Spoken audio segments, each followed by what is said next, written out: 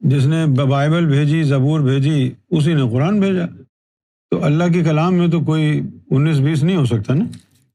اب رہ گئی بات کہ قرآن کی حفاظت کا ذمہ اللہ نے لیا، صحیح ہے، تو پھر تحریف کیسے ہوئی؟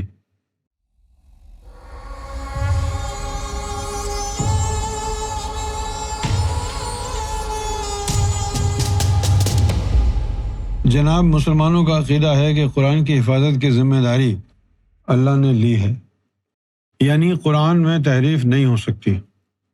لیکن بائبل بھی تو اللہ کا کلام ہے، اور اب یہ بات مسلمانوں میں عام ہے کہ بائبل میں تحریف ہو گئی ہے۔ حقیقت کیا ہے؟ بھائی، حقیقت یہ ہے میرے بھائی، آپ نے ایک بات جو کہی ہے نا ابھی کہ بائبل بھی تو اللہ کا کلام ہے، بات بالکل درست ہے۔ بائبل بھی اللہ کا کلام ہے، وہ نیو ٹیسٹمنٹ ہو یا اولڈ ٹیسٹمنٹ ہو یا قرآن ہو، تینوں اللہ کی طرف سے آئے ہیں، اللہ کا کلام ہے، اور ان کی کوالٹی میں کوئی فرق ہو نہیں سکتا، کیونکہ اللہ کا کلام ہے نا۔ جس نے بائبل بھیجی، زبور بھیجی، اسی نے قرآن بھیجا۔ تو اللہ کے کلام میں تو کوئی 19-20 نہیں ہو سکتا نا۔ اب رہ گئی بات کہ قرآن کی حفاظت کا ذمہ اللہ نے لیا، صحیح ہے، تو پھر تحریف کیسے ہوئی؟ تحریف ایسے ہو گئی کہ جیسے بھائی مودی ہے، کیا مودی کے منہ پر کوئی جوتا مار سکتا ہے؟ اس کے چہرے کے اوپر جوتے مار سکتا ہے، چل سکتا ہے؟ بہت ہیوی سیکیورٹی ہے، اس کی پروٹیکشن ہے۔ اسی طرح عاصم منیر پاکستان کا آرمی چیف ہے، اس کے اوپر جا کے کوئی جوتا مار سکتا ہے، اس کو نقصان پہنچا سکتا ہے، اتنی سخت سیکیورٹی ہے، حفاظت ہے نا بھائی۔ لیکن عاصم منیر کی تصویروں کے اوپر تو جوتے پڑے ہیں، مودی کی تصویروں کے اوپر بھی جوتے پڑے ہیں۔ اب یہ سننے کے بعد کیا آپ یہ کہیں گے کہ ان کی تو اتنی حفاظت ہے، پھر ان کی تصویر پہ جوتے کیسے پڑے؟ تو پھر یہی کہو گے نا، ان کی حفاظت ہے نا، ان کی تصویروں کی تو نہیں ہے۔ ان کی حفاظت ہے نا، ان کی تصویروں کی تو حفاظت نہیں ہے نا۔ اسی طرح یہ جو بائبل تھا، یہ جو قرآن تھا، یہ عیسیٰ کے دل میں، قرآن محمد رسول اللہ کے دل میں اتارا، اللہ نے اسی کی حفاظت کی ہے۔ وہ آج بھی عیسیٰ کے بھی دل میں بائبل ویسا کا ویسا ہی ہے، رسول اللہ کے دل میں بھی قرآن ویسا کا ویسا ہی ہے، اس میں کوئی تبدیلی کر ہی نہیں سکتا ہے۔ اس کی نقل جو لوگوں نے کاغذوں پر لکھ کے کتابیں بنائیں، وہ تمہارے ہاتھ میں ہے نا، اس میں جو مرضی ہے لکھ دو۔ نہ بائبل میں تحریف ہوئی، نہ قرآن میں تحریف ہوئی، لیکن کون سے بائبل، کون سے قرآن میں نہیں ہوئی؟ اس میں جو جیسس کے دل میں تھا، جو محمد رسول اللہ کے دل پہ نازل کیا تھا نا اللہ نے قرآن، اس کی حفاظت کا ذمہ لیا۔ اور جس وقت وہ آیت اتری کہ ہم ہی نے اس کو اتارا ہے، ہم ہی اس کے محافظ ہیں، اس وقت یہ کتاب کی صورت میں تو تھا ہی نہیں۔ جو کتاب تم نے بنائی ہے اس کے تم ہی ذمہ دار ہو نا، اس میں تو نور ہی نہیں ہے۔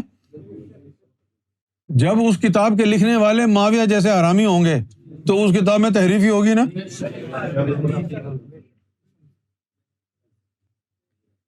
تو جو اللہ نے نازل کیا تھا قرآن، وہ حضور صلی اللہ علیہ وسلم کے سینے میں، تو اس کی حفاظت ہے۔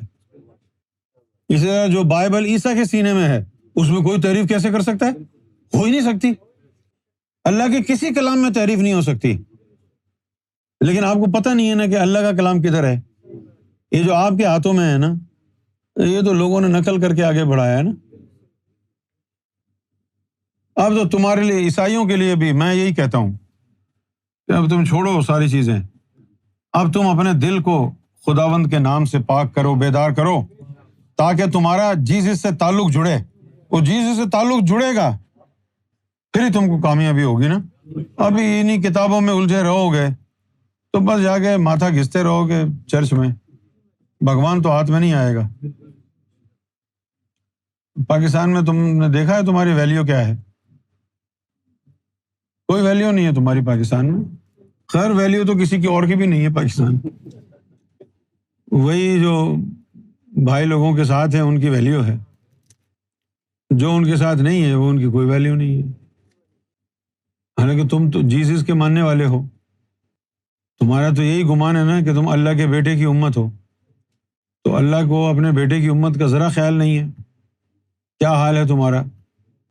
خوب تمہاری پٹائی ہوتی ہے، پوری تمہاری کالونیز جلا دی جاتی ہیں، کبھی لاہور میں، کبھی کراچی میں، کبھی کوئٹہ میں، کوئی پرسان حال نہیں ہے تمہارا۔ خداوند کے بیٹے کی امت ہو تو تمہارا یہ حال کیوں ہو رہا ہے؟ اس لیے ہو رہا ہے کہ تمہارا جیسس سے تعلق نہیں ہے، صرف زبان پر جیسس ہے، دل کے اندر جیسس نہیں ہے۔ جب تمہارے دل میں جیسس آئے گا نا، پھر مجال ہے کسی کی تم کو ٹیڑھی آنکھ سے دیکھ لے۔ جب تیرے دل میں جیسس آ گیا، وہ جیسس کہتا ہے کہ I am the light of heaven and earth. بھائی جب وہ light of heaven and earth ہے، وہ تیرے اندر ہے، تو دنیا کی روشنی، دنیا کا نور تیرے اندر آ گیا، اب تجھے کوئی نقصان کیسے پہنچائے گا؟ یہی مسلمانوں کا حال ہے، خوب پٹائی ہو رہی ہے جگہ جگہ، ہر جگہ پٹائی ہو رہی ہے، اور پٹائی بھی ہو رہی ہے، پٹائی ہونے کے ساتھ ساتھ وہ یہ بھی کہہ رہے ہیں کہ ہم سب سے افضل امت ہیں۔ شاہ رخ خان کا گانا ہے، وہ سب فٹ ہوتا ہے ان پر، I am the best, I am the best, کوئی ہیرو یہاں، کوئی زیرو یہاں، آئی ایم دا بیسٹ، تکبر نہیں ٹوٹ رہا، آئی ایم دا بیسٹ۔ قرآن نے جو کہا تھا نا بہترین امت، وہ کون تھے؟ جن کا ظاہر بھی درست تھا، جن کا باطن بھی درست تھا، جن کی زبان پر بھی اللہ اللہ تھا، جن کے دل میں بھی اللہ کا نور تھا، وہ بہترین امت تھی۔ جب تم کہاں ہو؟ تمہارا تو صرف زبان میں ہی ہے، دل میں تو ہے ہی نہیں نا نور، تم تو امت ہی نہیں ہو۔ پہلی بات تو یہ ہے، تم شیعہ ہو، سنی، اہل حدیث، بریلوی، وہابی ہو، اس طرح کے فرقے ہو نا، تم تو امت کہاں؟ آج کوئی کہتا ہے کہ میں امتی ہوں، کوئی کہتا ہے کہ میں وہابی ہوں، کوئی کہتا ہے میں دیوبندی ہوں، کوئی اہل حدیث ہے، کوئی بریلوی ہے، کوئی شیعہ ہے۔ اسے پوچھو بھائی، یوں تو سید بھی ہو، مرزا بھی ہو، اخوان بھی ہو، یہ بتاؤ کہ صحیح سے مسلمان بھی ہو؟ علامہ اقبال کی شاعری ہے یہ، یوں تو سید بھی ہو، مرزا بھی ہو، اخوان بھی ہو، یہ بتاؤ مسلمان بھی ہو؟ یہ تو سب ہو تم، یہ نہیں بتایا کہ تم مسلمان بھی ہو۔ اچھا، پھر سورہ آل عمران میں آیا ہے کنتم خیر امت اخرجت للناس، کہ تم بہترین امت ہو، تم کو ہم نے نکالا ہے، کس لیے؟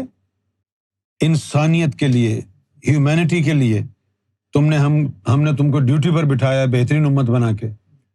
تامرون بالمعروف وتنہون عن المنکر، تاکہ تم ان کو اچھائی کی طرف راغب کرو اور برائی سے روکو۔ وتؤمنوا باللہ،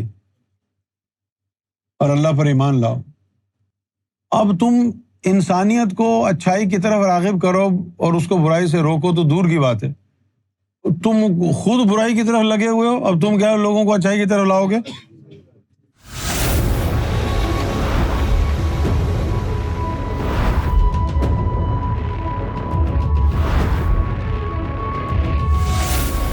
Amra TV, the place to connect with God.